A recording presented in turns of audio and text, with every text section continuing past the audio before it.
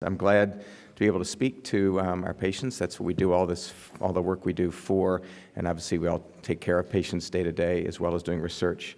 I'm hoping that my talk will kind of briefly provide a little kind of overview and perspective on things that you have heard and talk a little bit about future directions as well as a couple of specifics. There's no way to talk about everything that's new in one brief presentation, and a lot of what's new has been mentioned already in some level. But I'm going to cover a few things. So this is, again, my disclosures. I'm going to talk about adoptive T-cell therapy, personalized cancer vaccines, and personalized approaches for selection of therapy. Because really the direction I think we all see, and Dr. Snoll has already discussed this to some degree, that the future where we all want to be and see this field going is trying to personalize therapeutic decisions and not just pulling things off the shelf that we give to lots of people as we've done for a long time. And immunotherapy gives us the opportunity to do that, but there are a lot of questions still about how to do that. I think it might be useful instead of thinking about what we're trying to do with immune therapy to kind of make some comparisons there. These two people have two things in common. So Shannon Miller, who is an Olympic gymnast, most decorated gymnast ever in U.S. history. Mario Lemieux, who's a hockey player called the Magnificent One for his expertise. And they both also had cancer, and they're both cancer survivors.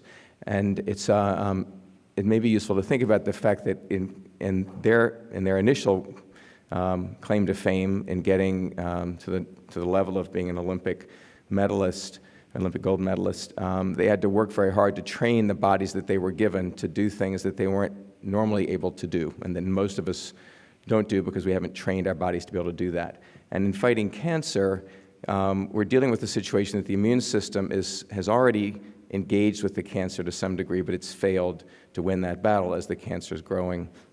And what we're trying to do with interventions is to try to train the immune system, again, to overcome that cancer so that you can sort of win the medal of fighting off the cancer and being a cancer survivor.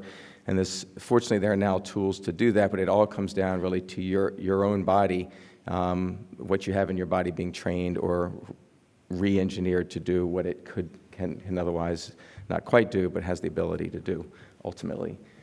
So the immune system is a complicated system, as you know. There are lots of components of it. We can think of the effector arms of it in several categories, thinking about antibodies and T lymphocytes. We call them T cells, and there can be killer T cells and helper T cells, and there are lots of other subsets. And we focus mostly on T cells. They recognize specific targets on the surface of cancer cells, and as Dr. Schnoll talked about, they're short peptides that are bound to other molecules on the surface called MHC molecules. And this is a dramatic microscopic view of a tumor cell and then these lymphocytes, which we call white blood cells. You know, they're a type of white blood cell, and they can directly recognize and kill cancer.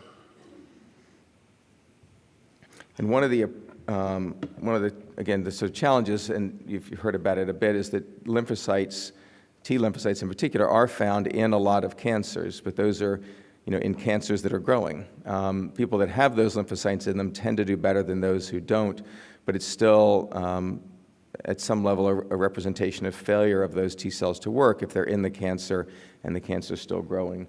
So the goal of a lot of immune therapy at one level is to try to reinvigorate or retrain, if you will, those lymphocytes to recognize cancer and to get back to their mission. Some of that work is being done by giving the checkpoint blockade molecules that you've heard a lot about and that we're all very excited about. And that's doing it inside the patient by giving a drug that changes that. The other approach is what's called adoptive T-cell therapy or adoptive cellular therapy, where those cells are taken out of the body and then kind of re-engineered or retrained and put back in. A lot of this work has been done at the National Cancer Institute, but now is being done in other settings. And one approach is to use what's called tumor-infiltrating lymphocytes. That's taking the cells that are in the tumor already by taking out the tumor, isolating those cells, growing them up, and giving them back. And we find that, or it has been found that if you activate them with fairly straightforward techniques, you can get them to work again. Other approaches are to add a gene that's missing or that just isn't, wasn't there to begin with, that can induce the T cell to make a T cell receptor or a modified T cell receptor that can then recognize a target antigen that would enable it to kill the cancer. And there are a couple of approaches for doing that. One is just engineering a T cell receptor that's been developed from someone else whose T cells can work. The other is to make something called a chimeric antigen receptor, which you may have heard about, but this is sort of an engineered antibody bound to a modified T cell receptor. And there's a lot of excitement about these as well, but the general concept is similar. It's all taking the patient's own cells, retraining or re-engineering them, and putting them back in a way that they can work. And this has been very effective in melanoma. In particular, this is work from the National Cancer Institute with tumor-infiltrating lymphocytes that have been re-engineered and put back in, and a large tumor in the chest wall has pretty much gone away. A really huge tumor in the pelvis has dramatically shrunk. Many, many liver metastases, these little black dots, have gone away. And these sorts of effects are quite dramatic.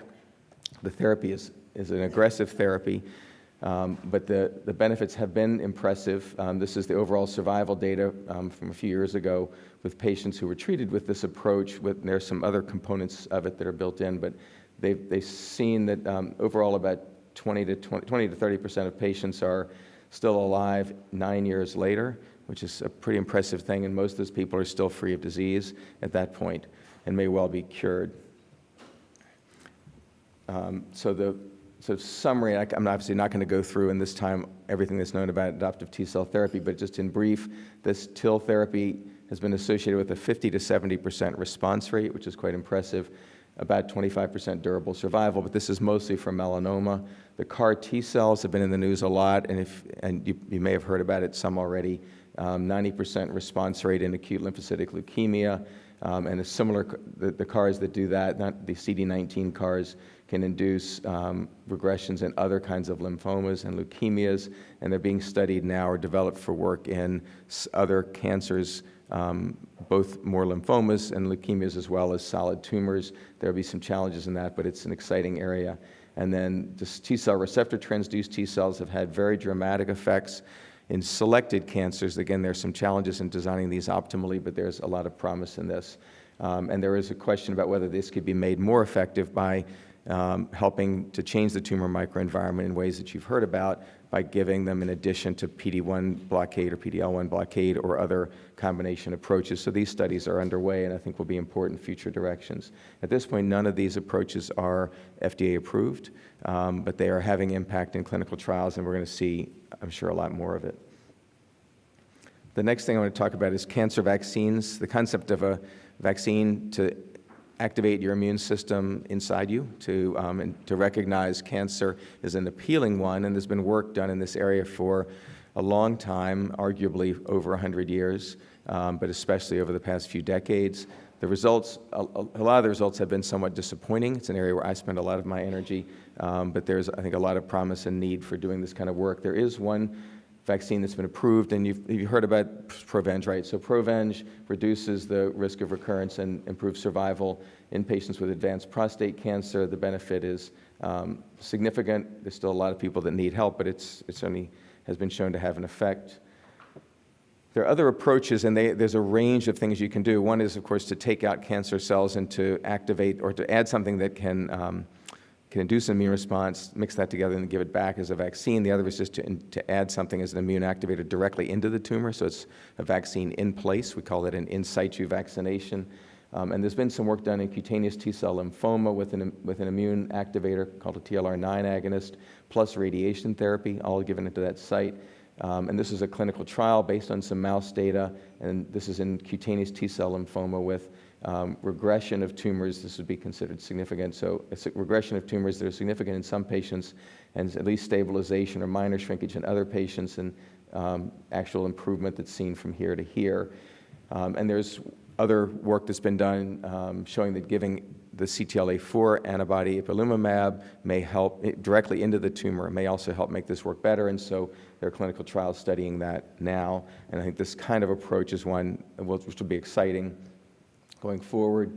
And you may have heard the news, and it was probably been mentioned already today, that this T-vec, the intralesional oncolytic virus, this injected into melanoma metastases, can cause shrinkage of tumor, and in a clinical trial induced objective complete responses in 10% of patients and partial response in 16%, which was better than a control with GM-CSF, and durable benefit in 16% of patients compared to 2%.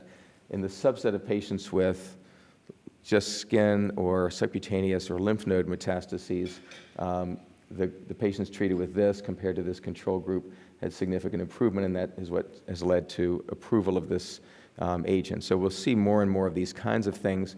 This has complicated effects because it has direct effect on the tumor, but there's evidence that it will induce an immune response more globally, so it functions at least partially as a vaccine. And we'll see that going forward, as I say. So in situ vaccination is an approach. There are a number of things that can be done with radiation, chemotherapy, and immune activators to create this sort of effect.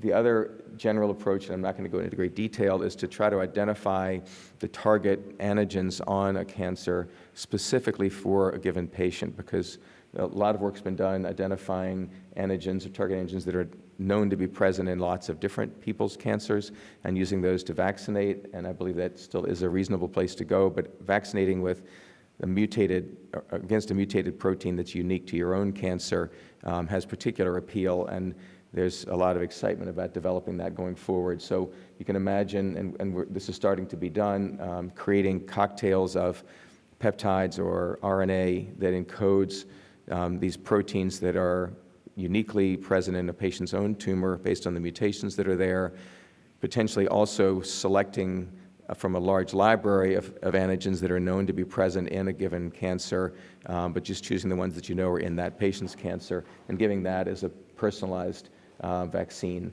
There are regulatory hurdles to getting approval for a drug for a given patient, but this I think will be overcome, and there already is evidence that it can be. It's more costly, but if it's effective, it's a great thing to do. And again, there's some early proof of principle.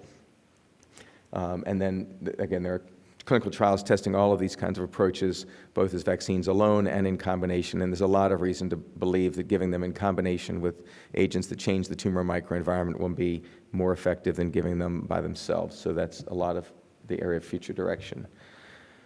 So in thinking then about the challenge that has been presented is how to deal with this, how to move forward with all the agents we have. It is amazing that if you think about what was actually FDA approved for treatment of cancer through 2010, it was very little. Basically, you could cut it out. As a surgeon, I'd do that, and we can cure people if we cut it out early enough. And there are some, obviously, chemotherapy and radiation are done, but they rarely have caused complete durable benefit in patients except for a few cancers. And so immune therapy adds a lot of new tools and has been shown the benefits that those new tools provide have provided durable benefit in a large subset of patients. So it's really a whole new world. And each of these different tools that's available has been, each of these has been talked about. Dr. Schnoll showed a list that's about 5 times that big that includes things that aren't approved yet. These are all basically approved agents. And selecting among them is challenging, certainly going forward. And I would come back to, I wasn't here for it, but I know you had a talk about biomarkers, and there's been some discussion about them along the way. And this is clearly going to be important going forward, as has been discussed.